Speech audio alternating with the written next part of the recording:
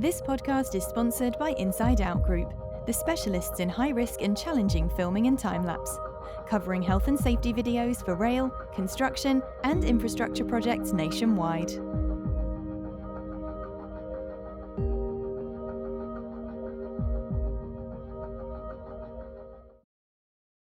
And we're live. Welcome to this week's Safer Than Your Average. On the show this week, we've got Jonathan.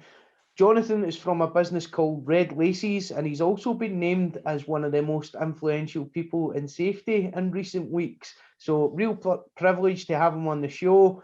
Jonathan, if you just want to tell us a little bit about your background, first of all, and a bit about your business. Sure. My background was in environmental health, so an environmental health officer, covering food hygiene, health and safety, and environmental management, and then a career in the kind of corporate world in hotels, transport, logistics, and more. And more recently now, I've set up Red Laces as a kind of risk consultancy, risk and sustainability, working with HR directors, board directors, and others to solve problems, develop strategic capability with a bias towards safety and environmental risk. Okay, perfect.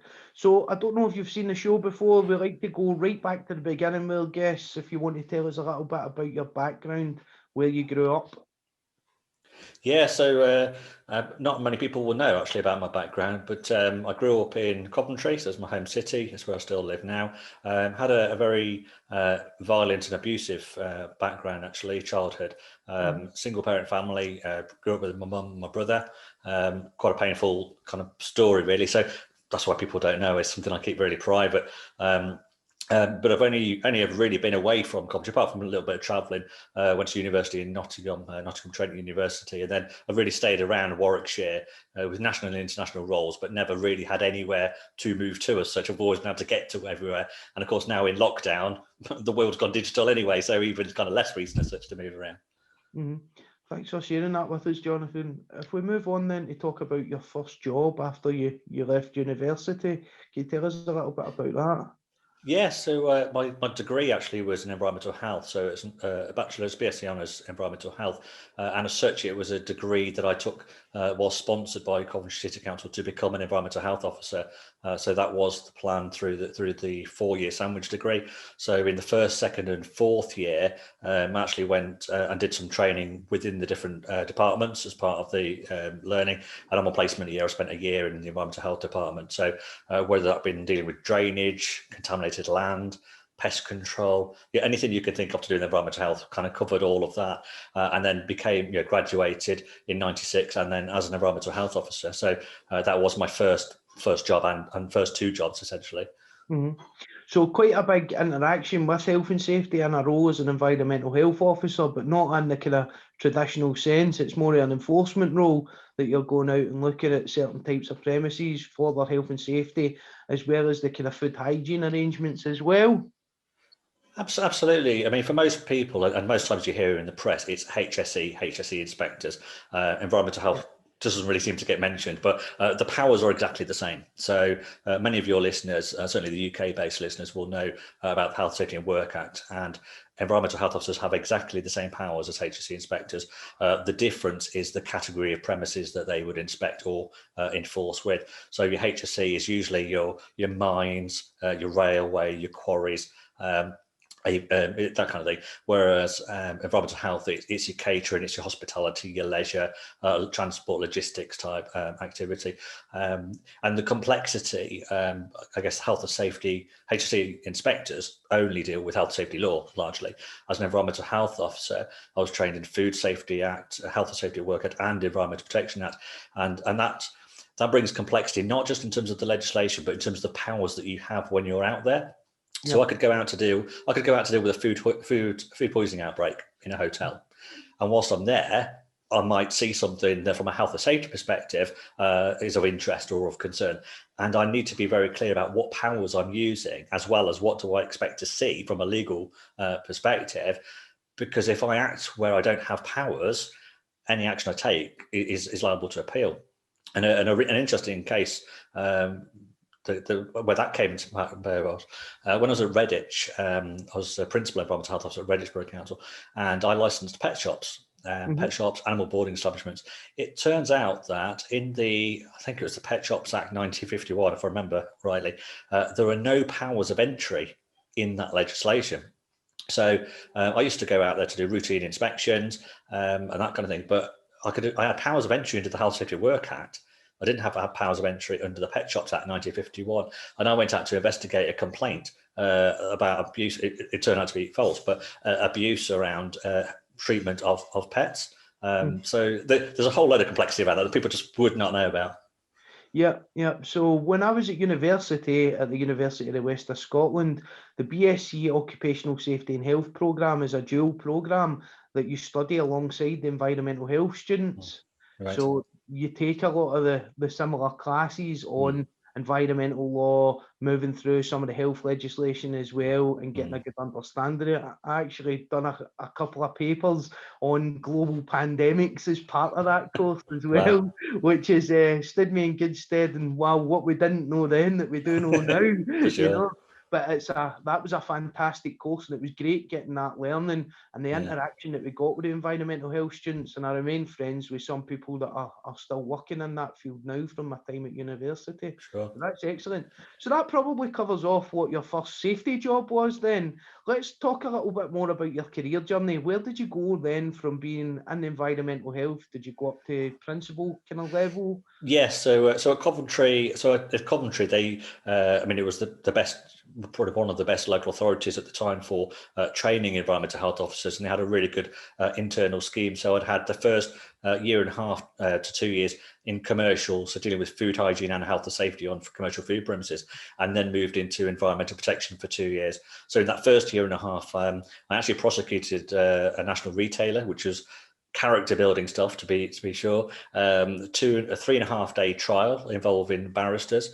I was actually cross-examined for 3.5 hours myself, which I put my whole investigation under a lot of scrutiny, but I thoroughly enjoyed it, and I won a record fine at the time.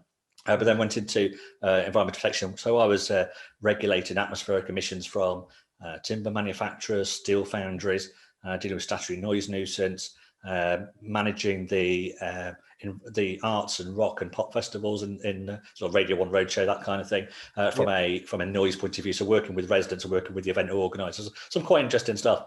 And from there I went to Redditch Borough Council to become Principal Environmental Health Officer. So there I led for 3 years. I led health and safety enforcement in health, safety and food related premises. And that also included a head office and a national distribution centre in logistics. So for those 3 years, I worked with them as a kind of a lead authority. So I'd provide advice with them on anything they're looking to bring in. And it was actually at the time they were looking to bring in kind of mezzanines for selling cycles in some of their retail stores. I think they had about 100 stores at the time. So being able to give them advice both on our logistics and the head office, but also then get out there and help, again, just help to make life a lot easier. So that coaching and mentoring and supporting business has always been a part of my DNA, even as a regulator. I was doing a lot of that consultancy type work for them. Yeah. And you got up to a pretty senior level there, developed right through kind of career building stuff. What made you change? What made you move away from working for the environmental health? So I think I think I think a lot, I think fast, and I grow, and I'm learning constantly. So I get impatient and I run out of stuff to do, to think about. And so I pretty much I'd outgrown the role in Redditch, and I wanted to have an impact on a bigger stage. I wanted to try and see, could I have an impact? Could I influence across more than just a part of a borough or a borough within kind of Worcestershire? And I got the opportunity to go to Hilton Hotels, which also had its sister group, Living Well Health Clubs. So obviously international 4 or 5-star hotel chain. And so when I saw that, I thought, well, I can have an impact. I can influence positively the lives, the enjoyment, the entertainment of millions of people that stay in those hotels every year or use their leisure facilities.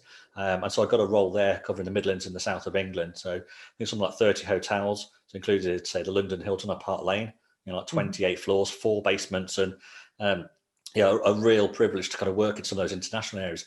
And also the Living Well Health Club, was about 12 of those around the UK. And what it also gave me the opportunity quite early on was that innovation, that creative thinking, because as you'll know, a lot of health and safety is about, it's perceived to be about rules, regulations, signs, compliance, that kind of thing. That doesn't really work in an international 5-star hotel. If you go around putting up a whole lot of signs and posters, and it's just not an international field. So you very much have to, if you're going to be successful in those kind of roles, be able to create a different way of thinking, a different approach. And one of the examples we'd had a major incident or a major, I think, slip accident in one of the basement car parks. And so what I then introduced, and I brought in some consultants to support, was looked at the use of lighting. And actually, by starting to look at some of the surfaces, and we've treated some of the surfaces, created some different surfaces, but by being able to change lighting and use some creative lighting, also thinking about the customer experience, actually we were able to improve the whole area and improve the safety element of it without it being a compromise. It was actually a value add ultimately. So it almost starts to take, say, a risk that wasn't being managed into a bit more of a USP. So, well, this is why you'd want to come to this hotel rather than somewhere else. That's excellent. And it's thinking outside the box and designing out the risk right at the front end of it by developing some of those. So that's fantastic. Can you tell us a little bit more? Where did you go on your career journey after that then, Jonathan? So after 2 years of being there, again, I kind of outgrown it because, there was a lot of hotels, there was a lot of people to meet, there's a lot of traveling involved. I was writing policy around food safety, I was delivering training and that kind of. But after 2 years, that wasn't enough. I needed more. So I came out of there. I went to what was actually a devolved department of the University of Warwick. So it was actually, it was known as Horticultural Research International. And if you imagine back to the 1950s or so, after the Second World War, the government has to feed the nation. It has to try and develop some scientific thinking, and it's got to rebuild from the ground up. And there are about probably half a dozen or a dozen or so these sites of research, scientific research around the country. And for potato crops and brassicas and that kind of thing, this site in Warwickshire, South Warwickshire, was actually a major site. Got to kind of 2004, and DEFRA, the government department, had kind of thought, well, actually, this is costing us quite a lot now, and we ought to sort of give this to somebody else who can do something more with it. And of course, the University of Warwick, at the time, top 10 in the UK, is now kind of globally top 50 in the world university. So actually, we're 20 miles away. We've got professors and research, and you have. Well, what do we kind of come together? So they created what was then known as Warwick HRI, which was a separate devolved department. But you can imagine there was a whole raft of change management that was required. So I was brought in, my job title at the time was Science Support Manager. But you probably know that, on a CV, you put in a job title and it doesn't tell you anything about what that role was. So what did that role uncover? Well, I was the head of technical services. So that was a team of instrumentation and control engineers, a team of about 6. I was the head of horticultural services. So a team of ultimately about 24 or 25 staff. Half of them were in the sort of agriculture, so using tractors and precision drilling in the fields. The other half were in the crop houses, growing brassicas, tomatoes, that kind of thing. So I was the head of that function. I was the site radiation protection supervisor for unsealed radioisotopes. And of course, I'd never dealt with that before, so I had to get myself on a 5-day course to learn a whole load of stuff with that. But ultimately, P32, P33, tritium, all this kind of stuff. And I was responsible or accountable to the HSE and the Environment Agency for the procurement, the storage, the waste, the management, and also managing the scientists around that. I was the health and safety person for the site, the fire safety person for the site, and we had living accommodation on site as well as all the laboratories. I was also then the project manager for a building refurbishment program.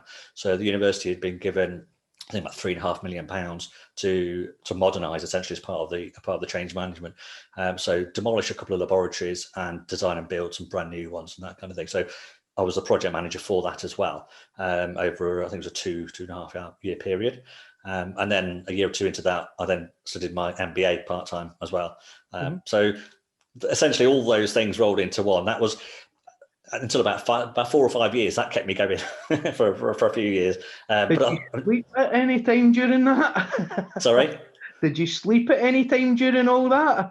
Yeah, I did. The thing is, I guess where I'm probably wired a bit differently from a lot of people is a lot, and you'll probably hear a lot recently around people in safety roles are, why are we having environment bolted onto our roles and security and fire safety and anything else you could think of? Why is this all being bolted on? And it's almost like it's layered up and it's more to take on. I've I've always been wired differently. So I always see the synergies across all these things. So I don't see it as a more. I see it as actually I can influence more and see the links between it and collaborate more effectively. And reporting to the operations director at the time, because I was covering all these different roles, I could go and say, here's the strategy I believe is the right one to go with. Here's the plan. Here's what I think we should be working on. All right. She could ask me to do some troubleshooting, and I could do it. So because I was the I was accountable for quality assurance, for fire safety, for health safety. I was project managing the building refurbishment program. There wasn't really anything else apart from the science, but out of science, there wasn't really anything else that I wasn't directly or indirectly managing or leading or accountable for. So I could bring the synergy to it. And for instance, any strategy, policy plan, any internal communications, any stakeholder management, I could find a way that actually was just more agile, more adaptable, more tailored to the audience and the different audiences. So when it got to doing the kitchen extension at the same time as the MBA, and it did get a bit much at one point. But yeah, I've always had an insatiable appetite for doing lots and lots of different things. Yeah. And you touched on the MBA there. I think it's very good. I was actually asked today, I'll not say by whom or in what setting, but I was asked why an MBA was part of my forward planning and something that I was considering doing. And I think if you can understand and speak the language and operate in every sphere of business, then it stands you in good stead for managing safety, because it does touch all areas of the business. So absolutely. I think that's excellent. Can you tell us a little bit more about the MBA that you studied and how that came about and some of the stuff that you learned from it and how you apply that in your role? Yeah, I think so. I actually started the MBA back in 2000, I think it's 2001, something like that. So I did my honours degree in environmental health. I then went on to do a master's degree in environmental monitoring and assessment at Coventry University, which most people don't know because most people just think of me as doing health and safety, which is kind of setting the record straight. Environment's always been a really strong part of it. I ended up doing the 2 years of a part-time master's because I then went on to, I left Coventry and went to Redditch. So it was no longer convenient to do the masters, and actually I thought, well, I'll just top up my health and safety element with a CMIOSH diploma. Obviously, I've been regulated health and safety for 7 years, so I didn't need it. I'd already kind of got what I needed. But what I felt the CMIOSH diploma offered at that point then was just a bit more rounded parts of almost the HSE regulated part, the CDM, the construction element, and some of that industrial and manufacturing type stuff that I wouldn't have had it. So it just rounded that off. Then get on to the MBA, I started that because I thought, actually, I want to get that management side that you referred to. But then when I went to my next job at Hilton, they were like, well, you're going to work a lot of hours here. You're not going to have time to study it. So I paused it. And then when I went to the University of Warwick, then that's when they kind of picked it back up again. The learnings, I guess, from it are, for one, you're mixing with lots of people from different walks of life and different sectors. And I think a big part of the MBA is it's not just the content, it's not just the learning, but it's the networking that you do, or the ideas that you get, and also the networking around themes. So yes, you can go to a networking event, but you might just be talking about whatever the theme of the event is, but networking to solve problems, I think, was a key part of it. So there were quite a lot of quite significant projects that we had to undertake as teams together and different teams, and a couple of residentials as well, where you really get to find out about other ways of thinking and recognizing that actually the way that I'm wired, it's not a right way, and other ways aren't wrong ways. It's how to recognize that there are different cultures, there are different ways of thinking, there are different styles, as much as anything else. So it's that, I think it's that awareness, but definitely agreeing with you that understanding business or having a curiosity about business and other parts of the organization that you're working in, for me, is absolutely critical to being effective in health and safety. And alongside that, one of the questions I was asked yesterday when I just presented to the CMIOSH Swiss networks, about 160 people, I think, through UK, Europe and Africa. One of the questions at the end was, how do you promote health and safety? And I paused and smiled and I said, well, I don't really use the language of safety. I don't really use those words very often. I'm generally say what I mean, and I use language that resonates with other people in other functions, and trying to maybe use the terminology that other functions use, maybe it was HR or IT or whatever. So I think that's a key thing. And whether you do an MBA or some kind of leadership management type study, I think that's the kind of thing to try and get that awareness. Definitely. So you went to University of Warwick. Where did you progress to from there?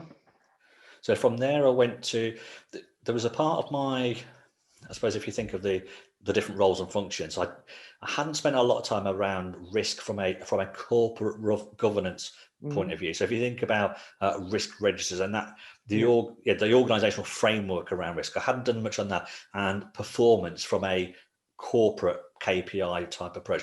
So I went from University of to Solihull Council. I went in as a service development manager, so group manager in the Transport, Highways and Environment division. And of course, you've got like the A45, you've got trying to think, you've got the NEC, you've got Birmingham International Airport, all within that borough. So there's some big trunk roads and big kind of activity there. So I went into Transport, Highways and Environment, and I headed up the team that was responsible for all of the reporting into the elected members. So essentially kind of the board report equivalent in a private sector, but also all of the transport functions, all the highways, all the environment. So waste collection, grass cutting, anything from an environmental point of view that the local authority provides. I was responsible for managing the performance and the risks associated with all of that. And also we did some work with Centro and Mott McDonald's and a few others. There was a contract where the 8 local authorities around the West Midlands came together to provide some joint data insight for all transport modelling, for what's going to happen in the next 5 years or 10 years, or if we build a new trunk road here, what would happen? So I managed the arrangements for all of that as well. So again, it filled in some blanks for me that hadn't got anywhere else. Okay, so that's another big step and a quite different role from the previous role that you were in as well. That's really interesting. So was it straight from there to Red Laces, or is there another couple of steps in between? There's a few more steps out there. I've had a few different roles. I was actually made redundant from Solihull Council, unfortunately. That was at the time, obviously, after the financial crash. So local authorities are making a lot of cuts then. So unfortunately, that was my first taste of being made redundant. After that, then I had a year at the YHA, the Youth Hostel Association for England and Wales, and in a strange way, that was actually a bit more like going back to my roots in environmental health, and I thoroughly loved it. It was so I went in as head of SHEC, they called it, but head of safety, health, environment, equality. But I also then was responsible for corporate risk, for business continuity as well, and for a £70 million commercial charity. With sort of 150 sites and sort of 2 million overnights. Again, it had parallels with Hilton, in terms of its hotel and accommodation, but from an environmental health perspective, a lot of their sites are in Snowdonia. They're up the side of a mountain, so it's off mains water, it's off mains power. And I was also talking about power. I also looked after the power as well. So I looked after the sustainability strategy, or sort of led the sustainability strategy, and I had £1 million P&L for. So I had the £2 million P&L for the fuel. So that's gas, electricity, but also solid fuel and oil and that kind of thing. But also had £1 million. I was responsible for £1 million of renewable technology. So again, I reported to the board or made recommendations to the board on where should we put biomass boilers in, and or where should we put solar panels into our sites. And of course, then you've got to work through from an energy point of view, which are the most or the least energy efficient, which are the ones that are the best in terms of the accommodation that they're being used. Of course, also I had some own conflicts where I was kind of conflicted. So for instance, when I joined there, the head office had a couple of boilers that none of them were in very good condition. And so you think, well, actually could be right for putting in biomass boilers. And then you think, well, actually, that would be good from a leadership point of view, because if we show that as head office, then that's a really big commitment. But of course, from a business continuity point of view, if there are any issues with that biomass technology and it doesn't work and we lose head office, then somebody's going to come to me and say, well, it was a great idea, this renewable technology, but now the head office has gone down and you're responsible for business continuity. What's your plan now? So the whole lot of just different challenges. And actually, after a month of being there, probably less than a month, the CEO asked me to take on safeguarding child protection, or safeguarding, which is essentially child protection on a case-by-case basis, but safeguarding overall. And this was it's probably one of my favourite examples of my career of turning a risk that maybe it wasn't being managed strategically, certainly, into a USP. Because actually what I was able to do, again, it's a bit like the radiation protection at the University of Warwick. I've never done safeguarding child protection before. It's not something that I had any experience as such. So I got myself onto the Nspcc course, so a designated child protection officer course, 2-day course. And on the back of that, I said to them, if I was to write a strategy, policy, put some training in for our executive, would you endorse it? Would you actually put your name on it? Because that would be really, really good. And they said, a bit like the HSE, if you ask the HSE to endorse your safety policy, well, they're not an endorsing body, are they? They'll say, sorry, we can't. Essentially, you do the right things, but we can't do it. So I said, well, what will it take? What would it take to do that? Because we're a commercial charity and we're providing experiences for young children. And the Nspcc promoting safety and protecting children. So strategically, there's an alignment there, and there's no conflict. And so what they ultimately said was, look, if you can put something together that meets the principles we've trained you in, and actually we can go with it, then actually we will. So ultimately, what happened then was we had their logo on our policy, which then meant that as a commercial charity, we can now go out there and against private operators. If you're a parent and you're sending your child away, particularly to summer camps or times when there might not even be parents available, or it's volunteers and whatever, you now know that this organisation is doing its level best, and is proactively doing more than anybody else to try and do the right thing, and it's showing that leadership. So it's a bit like safety culture, and there's a million and one ways of looking at things like this, but safety culture isn't just a separate culture from anything else. But if you think of safeguarding in those ways as well, it's about having the leadership, not just ticking the box, but actually creating that environment. This is something I come back to a lot. Creating an environment of trust, creating an environment where people can open up if they've got a concern. Bearing in mind Her Majesty the Queen is the patron saint of the YHA. And if you think about things like the Jimmy Savile and other kind of scandals or other things that have been on the news where there would be a concern, quite often it's the fact that people don't feel they can open up.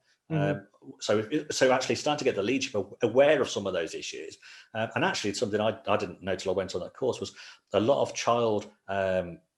the concerns that the NSPC would have is actually child on child, as opposed to necessarily adult on child or not kind of stranger on child. So it's like a lot of things that we cover through safety, health and environmental risk. That awareness, sometimes it opens your eyes to things actually you're just not aware of. And once you are, then you can start to be proactive about it and look for the signs but create the environment of trust where people have got any kind of concern, they can open up. Excellent. And that's a great example of collaboration, identifying that opportunity and then driving it through, getting it set up as a joint collaboration that was mutually beneficial between two organisations. That's fantastic. So Youth Hostel Association, we've got another step in there. I can sense it, Jonathan. You've had quite a long career, haven't you? So rattling through there then, because again, I kind of after a year, I'd kind of outgrown that role as big as it was, and I did love it. But if they had like an international, if it was international, I probably would have stayed there and done more. Partway through that year, something kind of came back to me, and it was from a role at Redditch in logistics, or looking after logistics, and I thought, I know it's a tough sector to get into, especially, there's lots of, like a lot of sectors, if you've not grown up in it, it's hard to get in. There are lots of prejudices that you've not worked here for 10 years, so you can't come in. How could you possibly add value? But I thought, no, I want to get into logistics. And so I kind of set my heart on, that's what I'm going to do. And then within 6 months, then I'd got the role at Marks and Spencer's. So I don't know if you know, but at Castle Donington, and they've got a logistics side there. So largest automated distribution centre in Europe at that time. So M&S.com, anything you buy from there, it all comes from there. So I went there for a year, led health and safety there, a massive site, something like 900,000 square feet, 11 football pitches all under one roof. So I had a year there. I had a year and a half or so at, where was it just before that? RS Components, so Electro Components PLC, European Health and Safety Manager there for a year, and TNT, it was then owned by FedEx, so a year and a half or so. There's kind of Director of Environmental Health, Director of Health, Safety, Environment, that kind of thing. And they got 13,000 staff in the UK, 4,000 subcontractors, and that was looking after not just kind of the management of systems, but had the ISO, so it had the 9001 for quality, 14,001 for environment, 18,001 and 50,001 as well, 50,001 for energy, which of course I've not done that before. I've done other types of energy management. So lots of these things are coming at different angles. So I managed the team there, put together a strategy, actually developed I'd started the thinking when I was at M&S, but I actually worked with the board at TNT and developed a health and safety strategy, essentially, that I got signed off. I had to get it approved by the Senior Vice President for Northern Europe for FedEx to be able to introduce it into the UK, because by then FedEx actually owned TNT. So that was, again, character building stuff. But again, it just showed I suppose, the value that it was going to bring, that it was actually going to get signed off at that level. So I had that time there, and I've also had a year in student accommodation. So Unite Students had a year there as head of health and safety, so covering a 12-month maternity cover. And in that role there, brought in a fire safety manager, a business analyst into the team. Something I haven't said very often, I probably will start to push it through a lot more in Red Laces, is I guess essentially the structure of health and safety teams. As maybe you'll have your own views on it as well, but as well as we've already agreed, getting a business insight and developing that business acumen yourself as a health and safety professional, in my view, is quite strongly held, because I've done it in a few organisations now, is that the skill set within a health and safety team can be enhanced by bringing in other functions into that team. And the two specifically that I've brought in several times are a project manager and an analyst. Obviously fire safety manager, where fire safety is a key risk in the business, but particularly project manager and analyst, I recommend that every health and safety team looks to bring those kind of roles in, not necessarily embed them in the team, but whether they can sort of work them through other functions as well. I certainly don't believe that health and safety teams need to be any bigger than they are usually, but it's how they're structured and strategically how they function, how they work. Yeah, the other one that I think that works really, really well in that kind of setup is getting someone that's an expert in communications, and they are absolutely worth their weight in gold. If you can communicate, drive the message through, and really have that expert advice on tap as to how you put your messages out there relating to health and safety, then it will pay dividends. I agree, and generally in that context, that's where I look for the project manager role to essentially lead on that. But of course, it's incumbent on the whole environmental, or the whole health and safety team to do that. You know, communication cannot be one person's role in the health and safety team any more than health and safety can be left to the safety team to do, or HR for the HR to do. But yeah, absolutely agree that communication is critical, and of course that. Going back to the presentation I did yesterday, 5-10 years ago, we'd be talking about communicate. You can't communicate enough. For me now, I think the narrative is much more around influence. The title of the presentation was Innovate, Influence, Inspire. And I think that's where we are now. So essentially, yes, it is still communication, but I think the essence now, we need to refine that thinking more, because I think communicate is, it's just my view, but I think communicate now is a little bit too simplistic. It's a little bit too thinking between the rails and thinking in straight lines. We've now got different audiences, we've got different demographics, we've got different wants and needs. So yeah, inspiring, but and particularly as I mentioned yesterday, your workplaces are now much more fragmented than they ever were, don't know when they'll go back. Logistics, so if you're in logistics, you're still going to be working in a warehouse, you're still going to be working on a construction site, you're still going to be on the shop floor for some of those roles, but actually the back office functions now, the HR, the IT, the board. Many more of those roles now are going to be home-based or remote-based, much further away. And so therefore, telling people what to do, or even telling people or showing people what the values of the organisation are, is way harder than it ever was before. So the safety team, as well as other functions and leaders and the senior executives in the businesses, that innovate, influence, inspire, that agility of thinking, that adaptability of how you communicate and where, and recognizing there isn't just one audience. You can't now just send out a safety campaign and say it's National Back Care Week. There you go. There's 1,000 people in the business. You've all got the email. You've all got the memo. This is why Red Laces. I've got 6 social media channels. TikTok is just the one to play with really and experiment with, but 5 social media channels. So if anybody wants to access any of the content I'm putting out there, you've got Facebook, Twitter, Instagram, YouTube, LinkedIn, or whatever, at any time, any place, anywhere kind of stuff, which is also the reason why the global mental health awareness campaign I ran and the current one I'm doing, Women in Business, are on YouTube. I'm posting them on LinkedIn and elsewhere, but they live on YouTube because it's freely shareable, freely available to anyone, anytime.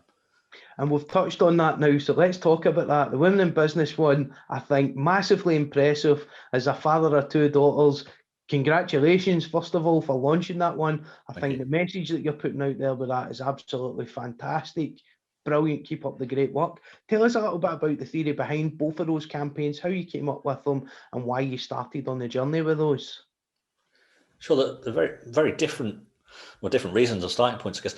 So the mental health awareness campaign actually goes back before Red Laces. Actually, at the start of the year, I was at a conference, and Danny Sculthorpe, rugby league legend. I'll be honest, I don't follow rugby, I follow football, so I didn't really know him beforehand. But his career ended tragically, and he's now a mental health campaigner, does a lot of public speaking about it. And I saw him at a conference at the start of the year, and really emotive and really kind of touched me. And then I saw him at another conference. He was going to be at the She Show Northeast up in Newcastle. Yeah. So I got in touch with him and said, look, you're going to be up there presenting again. And I loved your presentation the other week. I'm coming, I'm going to see you again. I'm up there. I said, but I've created this brand, this consultancy called Red Laces. And really good to if I can get a bit of time with you afterwards. So I did. I got like sort of 20-second selfie video and I'm just like talking into it. So I had that as a clip. Didn't know what to do with it, but that was it. So it got to, in the summer, there's a mental health awareness campaign, a mental health awareness week in the UK by the Mental Health Foundation. And I just thought, by then I'd got a YouTube channel, I'd got a Facebook, I'd got LinkedIn. I hadn't put much out from video. At that point, I hadn't really been done selfie videos. It was still new to me. But I thought, if I could just put something out as Red Laces and say, I'm saying mental health is something we need to raise awareness about, I'll put that video out somewhere. So I did that, and I thought, well, I wonder if I was to ask 1 or 2 other people to just do like a 1 minute selfie video for me around mental health, just anything.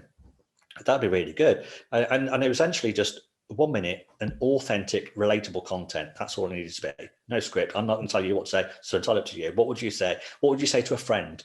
Yeah. So what would you say to a friend or a colleague? What would you say? What would you share? And lo and behold, people kept saying yes. so I ended up getting in touch with the Safety Justice League over in America. 1 or 2 people around. I mean, Professor Andrew Sharman got involved. James McPherson, Rob Cheeks. Yeah, a lot of people in the UK. But it was never going to be a safety campaign or just safety. So the whole of Red Laces, I'll pick. Certainly people that follow and engage with any of my social media, certainly first in line up, I'll be going back and looking to invite them into doing campaigns. But I wanted it to just be different people, different faces, and also use it as an opportunity for me to grow my network and meet people in different cultures and time zones or whatever. So even like Ed Deborah, IOSH West Africa, from Ghana, and we ended up doing an Instagram live together on the back of that, which is interesting. So that's essentially what I did, and I did that for the week. Then I thought, well, why did it need to be a week? And I'd already done a TikTok video on mental health, which I shared the other week. It's essentially pouring tea into a cup, and I just put some music to it and I put little graphics to it as well. Just using TikTok to see what the technology could do. But mental health was one of my first posts on LinkedIn on Red Laces. So of course I'm taking the learning, I'm developing all the time. I've developed branding and I'm learning or trying new stuff all the time. And then about 4 weeks or so ago, literally on a Thursday, I don't know where I was, just something dropped into my mind, Women in Business. And I thought, okay, my whole reason for being really is make the world a better place, not to push any agenda, but just to do different things. And obviously environmental health was my career where it started. So mental health, if you think of broadly in terms of business, mental health applies to more and more people, and it's talked about more and more. But creating that environment, that core, creating an environment is what I come back to. And if we're creating an environment of trust where people can open up, whether it's about an unsafe situation, whether it's about, I don't feel like I've got the support and I need some help, please. Or whether it's about people who don't quite have a voice at the table or aren't being represented or whatever. So there was just something in there. I thought, Women in Business. And again, so I started inviting people, and I thought, well, I now know how to get videos through. I know how to edit them on Capwing. I know how to embed them into some content on Canva. So I've kind of taken the learning of what I've done. I've sharpened up my branding, so that feels more cohesive now. Yeah, that's what I'm going to do. So I just started asking people, and I looked around. I live on LinkedIn, so I spend a lot of time on there. And I saw there were one or two people who I thought were renowned for being inspirational role models. They've won awards for it. They're internationally renowned. And then there are other people I thought, well, I don't even know who they are, but I think they've got a story to tell. And even if it's just, I'm not looking for celebrities. I'm not looking for famous people. But a bit like with the mental health campaign, there were some international keynote speakers on mental health. But then my mother-in-law was on there. Yeah. So it's about just providing something. I don't know who you would relate to. But if there's 30 faces there, chances are there's going to be one you think, oh, I wonder what they've got to say. Now, if that inspires you or makes you feel better, or if you know of somebody else that will help, well, that's it. So that's essentially what I've done. So there's about 20 videos are up on YouTube already. If you go to Red Laces YouTube, already there. I've posted about 13 of them to LinkedIn. I'm putting a new one on each weekday for the next couple of weeks. And they're all quite short content as well, aren't they? A couple of minutes out your day, have a look at them, and then progress them from there. They're great if anybody wants to have a look at them and see what ones take your interest. So if we move on a little bit now, Jonathan, just to talk about where you see yourself progressing to in the future. What's the next big plan? I'm excited by this whole social media side, this Red Laces thing. I mean, ultimately, Red Laces is a consultancy, so it's through that I can offer services around pretty much your risk, health and safety, sustainability, so strategy development, policy, training development, and everything you'd expect really. Also, potentially just starting to do some ghostwriting, so actually doing some writing for sort of feature bits and pieces, presenting a bit more. So I'm at a conference in Munich in February. Sharing about environmental health, and again, I've got so many different essentially presentations I can deliver. So I presented to Alcumus earlier on in the year. So the Alcumus Safe Contractor presented some like 60 or so of their sales directors around my thoughts and approaches around risk. Now, so yesterday was around innovation. This next one's around environmental health. So getting down to sharing different messages to different audiences, but with underlying the same kind of things, creativity, making the world a better place, and that kind of stuff. So that's my aspiration really, is just to keep in whatever line of work I'm in, wherever I am in the world, and whoever I'm networking with, is make people feel better and help to create a better world out there, and just keep learning. So essentially, the MBA kind of kept me going for a while, and my degree kept me going for a while. I did a Prince 2 practitioner project management that kept me going for a while, and it's not to be a celebrity. It's not to be flashy.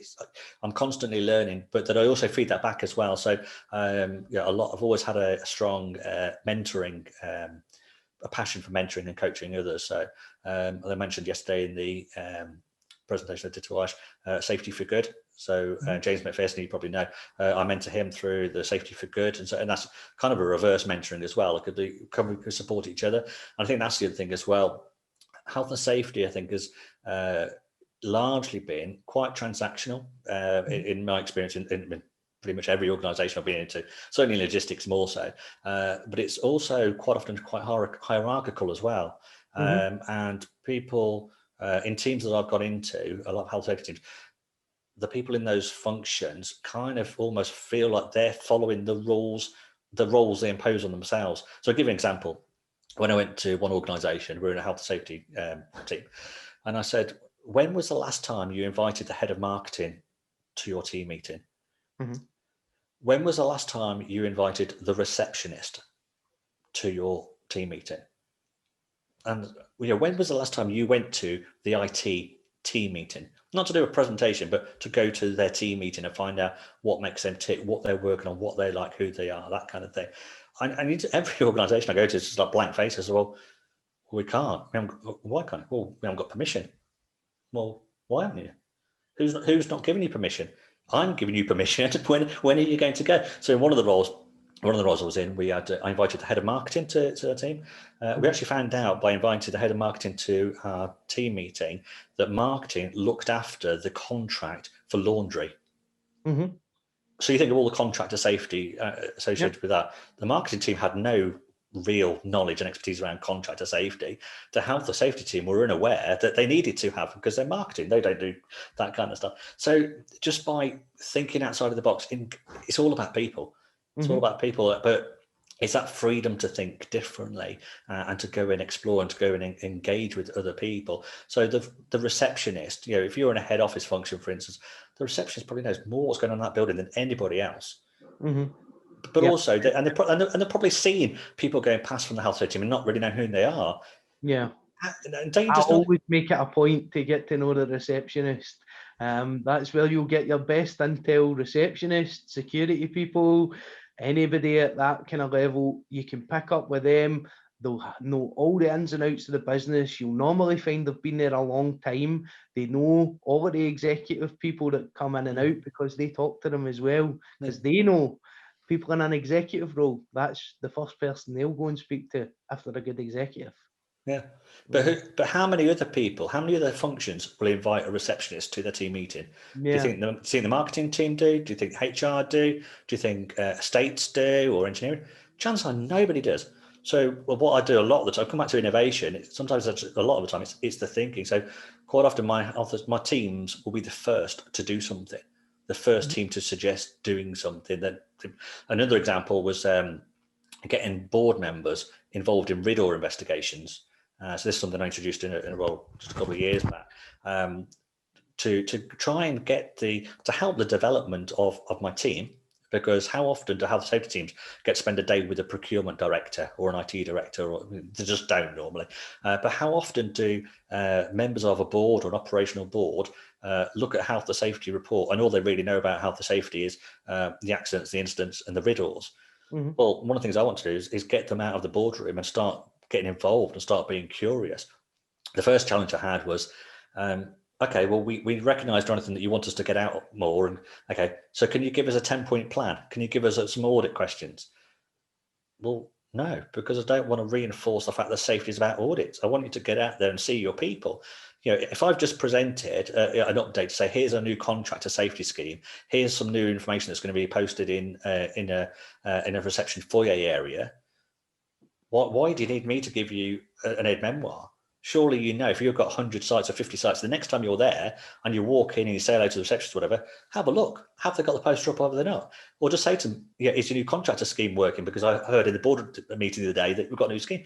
Just show that interest.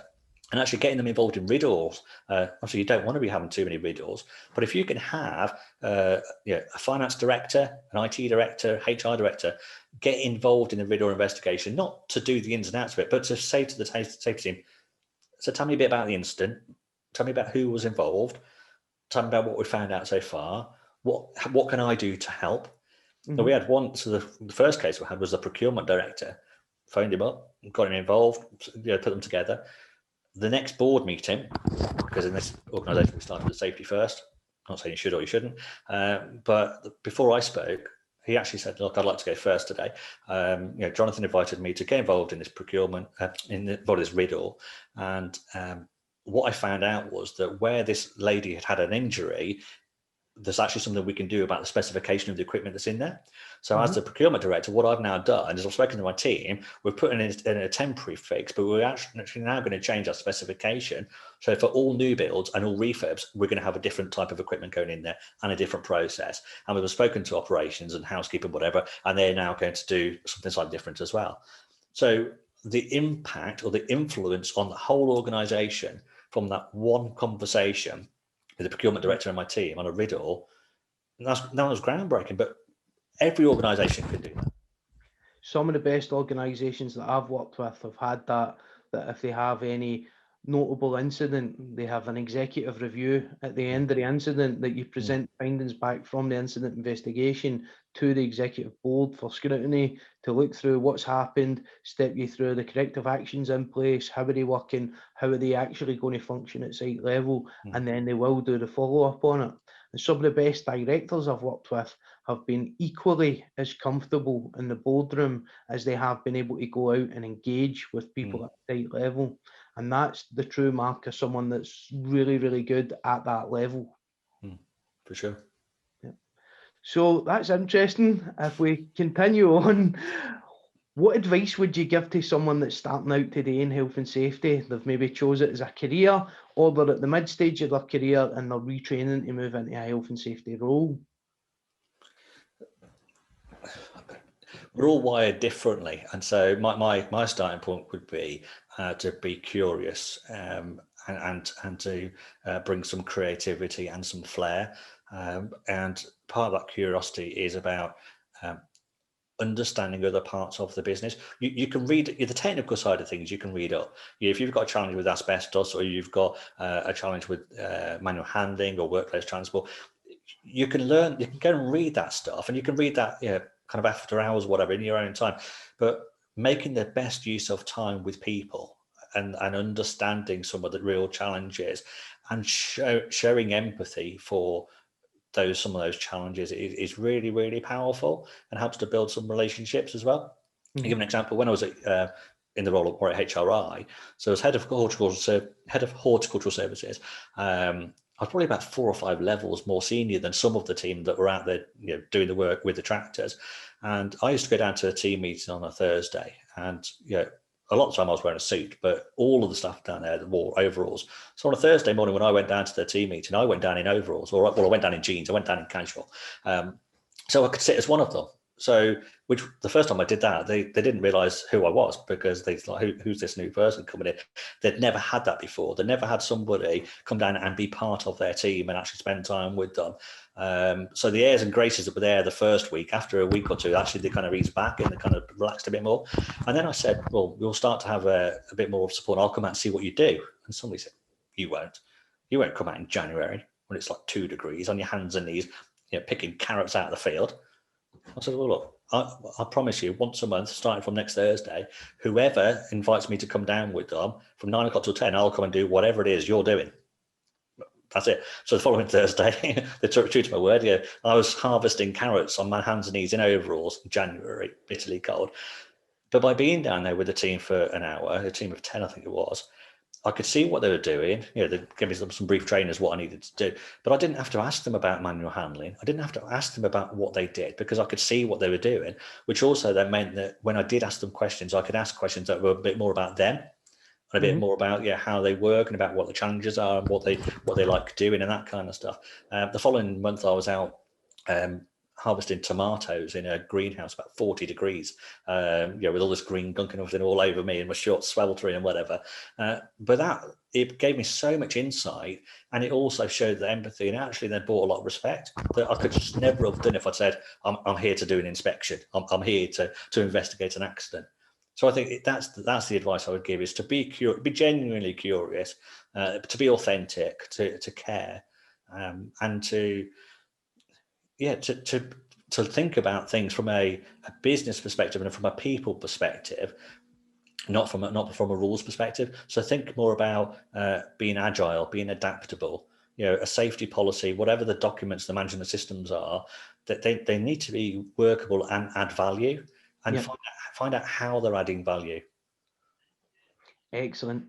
Great advice, Jonathan. So just to sum up a little bit then, thank you very much for coming on the show. I really appreciate your time and getting involved. I think you're just as fast talking and fast paced as me. I think it's a bit of an event horizon that we've met. I think you're probably one of the only people that could keep up with me. So that's excellent. And I really enjoyed our chat. Thank you. No, I've loved it. I get really passionate, and that's it's authentic, it's real, and that's what I am, and that's what Red Laces is. It's authentic and it's real. You scratch beneath the surface, you break it. If you see what colours red laces, but running through that red laces is the green of the environment, and it's the whatever colour health or safety is, and risk. So I generally talk the language of risk and sustainability. It covers all of those things, but ultimately it's about people. I think what you probably find as well is that Red Laces is probably one of the only brands out there which is really interactive. So like I say, if you look on the Red Laces LinkedIn page, for instance, you'll see a lot of dialogue, a lot of chat. You'll see that I invite a lot of people who get involved in whatever channel, it's Instagram, whatever, but I invite them to get involved in content creation and campaigns as well. So I think that just, it starts to get other people involved. And then, of course, you'll see very little on there about health and safety explicitly, but it's implicit in there. Excellent. So if anybody wants to reach out to you, what's your preferred contact method? Is it one of your 5 or 6 social media platforms? Yeah, if you go on with LinkedIn. the easiest one, if you go to redlaces.co.uk, you'll find at the top right there links to the 5 main social channels. You'll find links to my email and my number as well. Jonathan Dempsey on LinkedIn as well if you want to find and connect with me. So whatever, you'll find me very easily. And if you've got any questions, literally any platform that you prefer to use, that's the one to use. Perfect. Thanks again, Jonathan. Thank you.